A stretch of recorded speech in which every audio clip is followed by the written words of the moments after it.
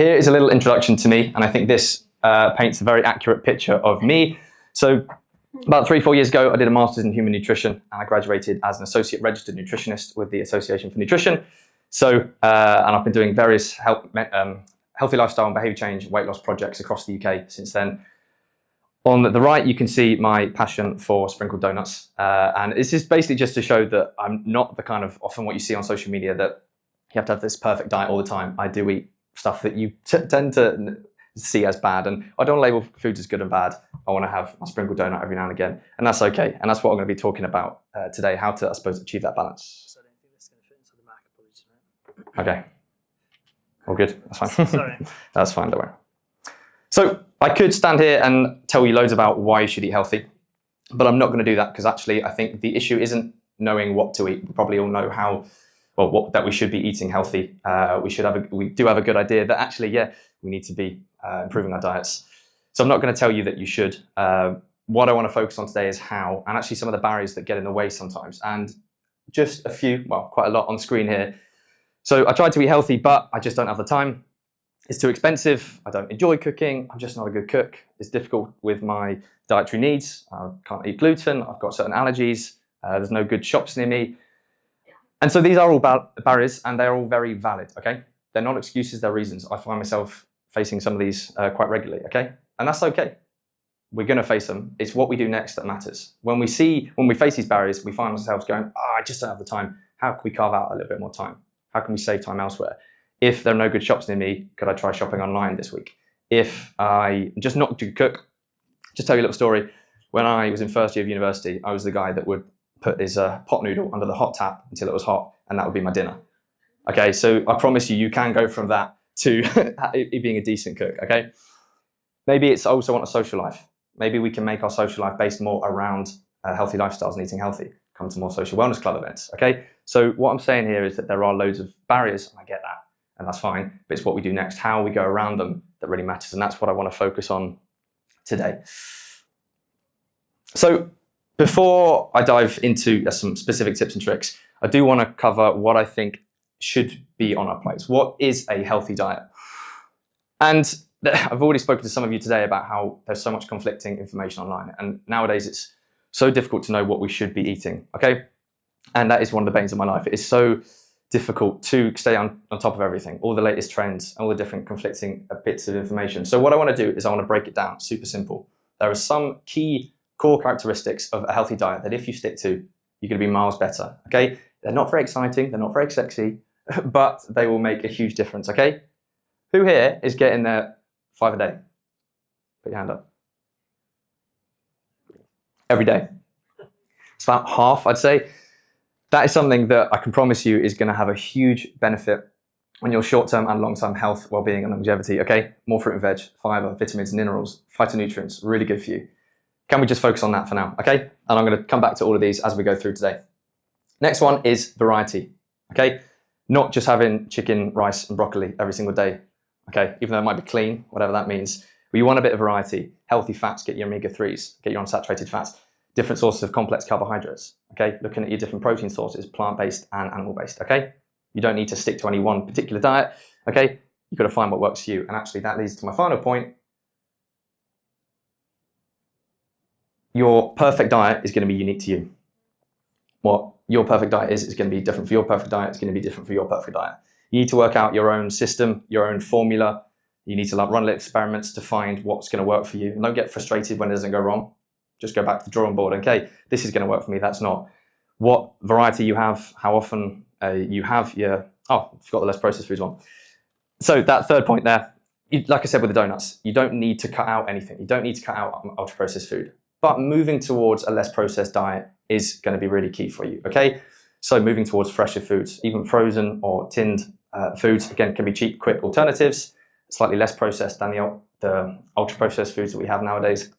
And we are in an environment that is so abundant with these foods, so it is difficult to avoid them for sure, when it's so easy to just grab a pizza at 9 p.m. But trying to move in that right direction is where we're going for. And like I said, what that looks like for each of you is going to be different. There is no one size fits all. By the way, as we're going through this, please feel free to take your phones out, take some pictures, because there's going to be lots of information, I suppose, thrown your way. I wanted to share this picture because it popped up a couple of weeks ago, and I think it encapsulates quite nicely the challenge we face. So we're feeling motivated, want to change our diet, want to cook a nice healthy meal. You pick a recipe, buy some ingredients, you sat at home, and then it says you need a cheesecloth. And it's like, what? Or it says you need some fancy ingredients like artichoke heart or goji berries or something like that, okay? It encapsulates well, I think, that nutrition is complicated.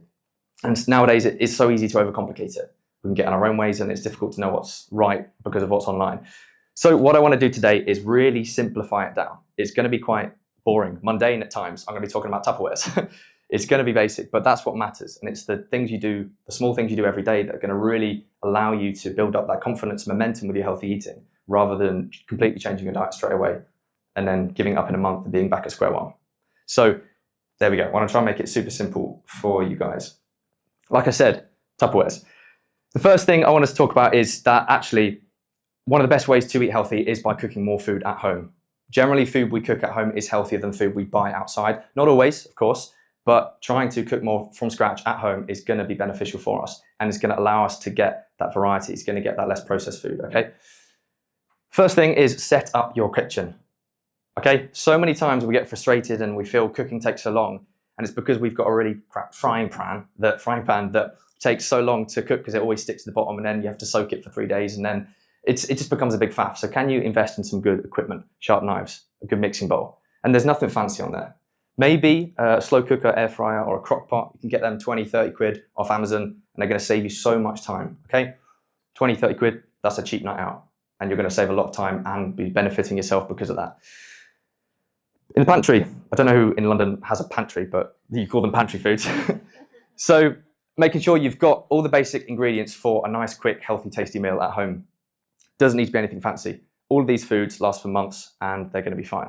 Maybe not the wraps, but having these in your fridge, on your freezer, in your cupboard is going to be really good. And you can make a quick, easy, 10-minute meal because of this. And you can mix up your meals using these ingredients as well. Again, nothing exciting. Tinned salmon and tuna. I'm actually not a big fan of tuna. People are always surprised to hear that a nutritionist doesn't like tuna, but there we go. Focus on getting those and you're going to be making so much time saved across the week. So the next thing I want to talk about is planning, okay? Prior planning prevents piss poor performance. Remember that. If you're failing to plan, you're planning to fail. All the cliche quotes, but it's so true.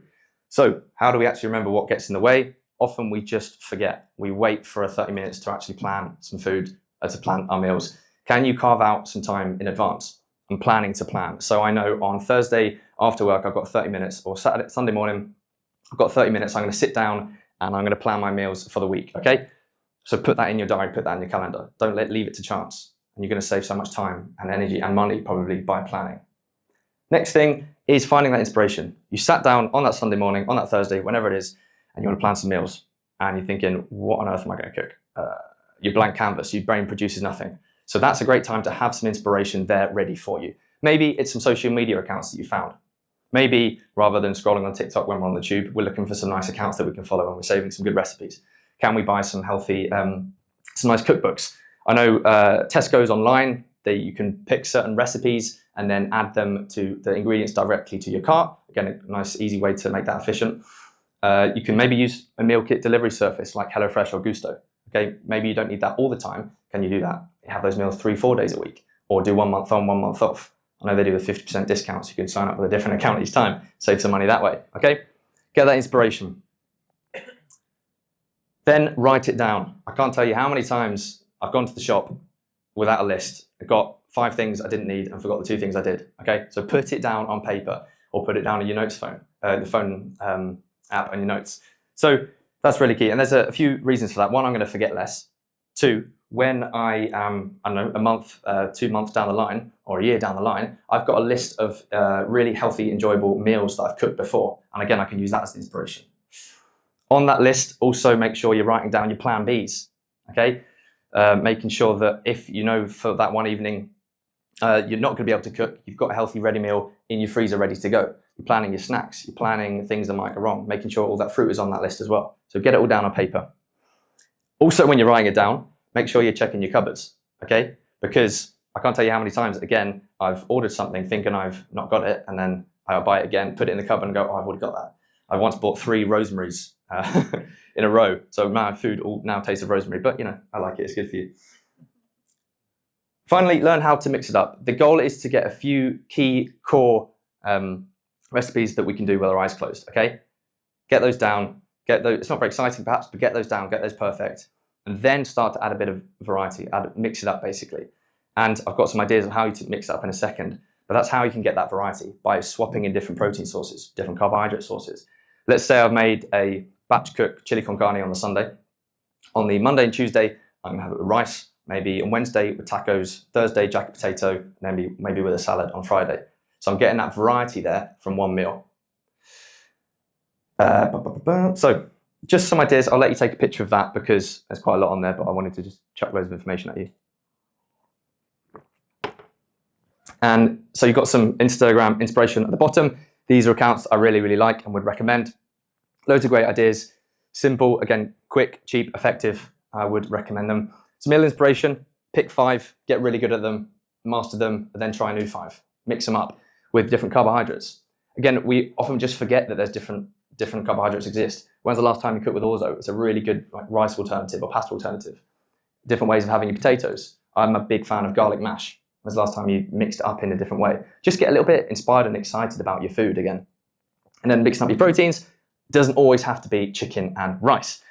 Maybe try fish or different eggs or plant-based proteins, your beans, peas, pulses, legumes, corn, or different cheese proteins, so paneer, curry, feta, halloumi. Again, different ways to mix it up and add a little bit of more interest and excitement to your meals. Hopefully some of that is useful. By the way, if some of this might not be relevant to you, if you take 1 or 2 things away from tonight, I've done my job. So, who here shops online and who here shops in store? Okay, so one of my big tips is to shop more online. I'm a big fan of that, and each to their own, and sometimes I do shop in store, but I find that shopping online can save me so much time and hassle and money. Save me time and hassle because it's much easier, it's difficult to forget things, and so later in the week, I'm not then having to nip to Tesco's to grab something, and then that's going to add another 30 minutes to my cooking experience, okay? Online, again, I can just do it. I don't have to go to the shop. I don't have to queue up and often walk from one end aimlessly to the other of the supermarket trying to remember what was actually on my list. And it can save you money, again, because I'm not having to pop out to the shops. I can buy using the large retail prices, not the small Tesco Express prices. So I'm saving money that way. And I'm less likely to buy things if I'm not going into a shop. I'm less likely to get distracted by the eye-level deals and get that Ben & Jerry's, get those crisps on my way home. And online as well, you can search for special offers. So you can bulk buy special offer deals. Again, to save some money. If you do shop in store, again, you can do it, I suppose, do it smartly. There are ways to, making sure you're shopping off-peak, making sure you're always bringing a list, making sure then you're actually looking at it. I've also so many times brought my list, gone, I'll remember it. I don't need to look at my phone. I don't need to check in my pocket. I leave and I realize that there's 2 or 3 things I forgot. So again, you can shop in store, just go about it in a smart way and always remember to bring your bags. Always forget them. Just always have some bags in your bags. So again, there's pros and cons to both. And sometimes you might find yourself saving time by shopping online. Sometimes it is easier to go in store. But do have a look at shopping online because even though there's the delivery cost, it can be more effective. Finally, you're sat down, you've got the ingredients through the door, you're in the kitchen, and what's next, okay? When it comes to the prepping, cooking, and eating stage. What I mean by unpack effectively is don't leave your cucumber that you always let to go moldy or your lettuce to go moldy at the back drawer at the bottom because the same thing's going to happen. Leave it at eye level, okay? Unpack your kitchen and organize your kitchen in a smart way that allows you to actually make sure that when you're cooking through the week, you can remember everything you've bought and you can be eating healthy because of that.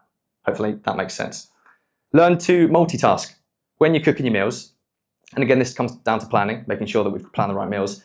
I've got my maybe some roast salmon and veg in the oven. I've got a risotto on the hob and then maybe a curry in the slow cooker. And I can make 4 meals out of each of those. That is maths, 12 meals out of there. When they're cooking, I can then make my overnight oats in a big Tupperware for the week, okay?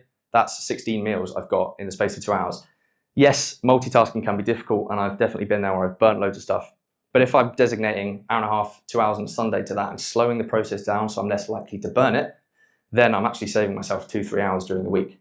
20 minutes set plan, 20 minutes prep can save 2 hours during the week easily. But it's just making a habit of this. We know a lot of this in theory, it's just making a habit of it. One thing I want to say is make it enjoyable. It doesn't need to be a chore, okay? You can make it exciting. Do it with people, okay? Put some music on. Get some meals you're inspired and excited to cook about. Okay, so you can make this a really fun experience. It doesn't have to be a chore, and you can find a way to do it passionately and add a bit of excitement to it for sure. One last point here, I want to say, make sure we prep the night before. And it's a very basic point, but as kids, for example, we're told we always need to pack our bags the night before, right? But as adults, I think we forget the importance of that. The thing is, it's so easy to forget stuff in the morning, okay? So what I want to do is pack it the night before. If I know I'm going to the gym in the morning, I've got my protein shake the night before. Yes, I can do it in the morning, but it's one less thing to think about. I get my water bottle fresh, put that in my bag, get my apple, put that in my bag, and if I know I always forget to eat my apple at lunch, I'm setting a reminder in my calendar for lunchtime to actually eat it. Little things like that. Do that the night before so you can wake up in the morning, press play, and you can just leave the house without having to think about and make decisions when it's easier to make mistakes, okay? Again, this is a lot of common sense. But this is how we actually start to build the momentum with the changes that we want to make. Like I said, cooking at home, ideally, we want to do more of, but sometimes it's just not possible. It's just not feasible. So what are the alternatives? How can we start to eat healthy if we're not cooking? One thing is, when you are doing a batch cook, always leave one in your freezer. For that night, when you really want to get a pizza, can you just get it out of the freezer, takes 5 minutes, defrost it, good to go, okay? It means you can still have a healthy meal without putting any effort in. Try a meal delivery company. There are plenty of healthy ready meal delivery companies out there that can tailor to different price points, tailor to different dietary needs. There's loads of variety out there. I've got a slide in a second to show you with loads of them on. Definitely have a look at them. And again, like with HelloFresh or Gusto, you don't need to do that continuously every night. Can you have 2, 3, 4 nights a week where you're doing healthy ready meal, or 1, 2 months healthy ready meal, because they are a little bit more expensive. And then the next 2 months, the next 2 nights, go for your batch cook meals, okay? Again, finding the balance, it doesn't need to be either or. Be smart when packing up something on your way home, okay? If you know you haven't got time to cook, really can't be asked, you're on your way home, you finished work, you're going to Tesco's by your house.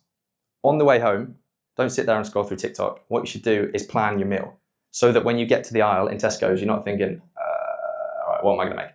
You've got it there. You can grab your ingredients, pay for them and go. Again, saving time. Or buy, if you then choose a ready meal, or you do want to get a healthier option, a healthier pizza, something like that, you can still just grab it, pick it up and go.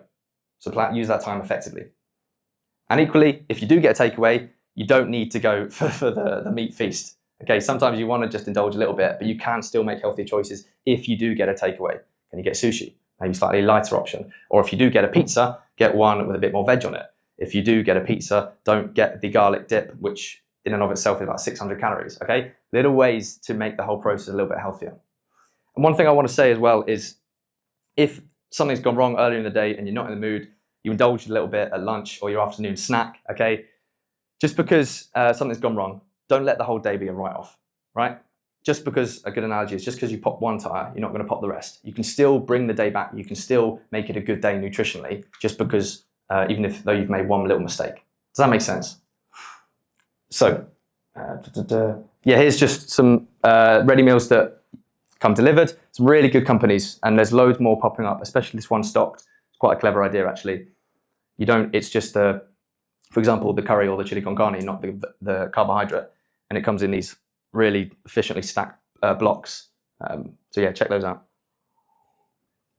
I know Field Doctor do really good options for dietary specific needs. All Plants do vegan options. So yeah, loads there. Definitely check them out. So bringing all that together, there's a couple of things I want to say about actually making it happen, because this has all been good information, but what can happen is you can be at a talk like this, you can feel a little bit motivated, a little bit inspired. I've got something I want to do. The next day comes along and you're thinking, normal life, back to basics. I'm just not going to do it. I'm solid. So what I want to do is make sure we kick this into motion, okay? A couple of things I want to say first is when you decide to do something, okay, you set yourself an intention, set yourself a goal. When it goes wrong, don't beat yourself up. It's that beating yourself up that often leads to that, I suppose, what you call it, sod it syndrome. Sod it. I'm just going to get a takeaway. Okay, don't beat yourself up. It's just learning. Take it as a learning experiment, I suppose. Equally, start small. I was talking to people before about often when we want to make a change, we change everything all at once. We make a huge, massive swap out, change everything in our diet, and it's not sustainable. So that a month later, we're so fed up and we're hungry because we're on such a calorie-restricted diet, we're back to basics. We've actually done more harm than good. So start small. Improve by 1% every single day, and a year later, you're going to be so much better off than if you've just gone all out for that 1 month and then given up for the year. Okay, it's better for you. It's going to improve your relationship with your food as well. It's going to make you enjoy the process, all that good stuff. Another thing, consistency. A similar message, but consistency over perfection. It doesn't need to be perfect. It doesn't need to be a glorious, picture-perfect meal like you see on social media. Okay, spag bowl, great healthy dish, great way to get your veg in. It's not perfect, it's not glamorous, but it's effective. So what I want to do, because I've been doing a lot of talking, I want to get you guys to workshop something, okay? I'm going to get you all to pick one thing that you're going to do off the back of this session. Doesn't matter what. Doesn't even have to be relevant to something I've said. If there's something you want to do with your diet, that you want to make a change, I want you to think about that now. So hopefully we all have something that we feel we're going to do. Hopefully you both got a chance to talk there as well. And you have an idea of something that you're motivated, inspired to do this week, okay? You have a plan and it's all going to go perfectly, right? It can still go wrong. Plans always fail. So I want to add another level to this. What I want to do is kick off that action now. I want to kick off that chain of events. Can you all get your phones out, please? Can you do something right now that is going to make it easier for you to do that task later in the week? Download an app, delete an app. Download Deliveroo or delete Deliveroo. Delete Deliveroo. Download Tesco's. Set a reminder in your calendar. Plan in some time to plan. Message someone. Change your background as a reminder. Doesn't matter. Do something. Make it foolproof that the thing you've just committed to do is not going to fail. What I want you to do, the third layer, the final layer, I'm going to hold you to account. What I want you to do is message me what you've just written, what you've just chosen. Scan either my LinkedIn or my Instagram, send a message to me, and in a couple of weeks, I'm going to message you and check that you've actually stuck to this. Go on. You better have done it.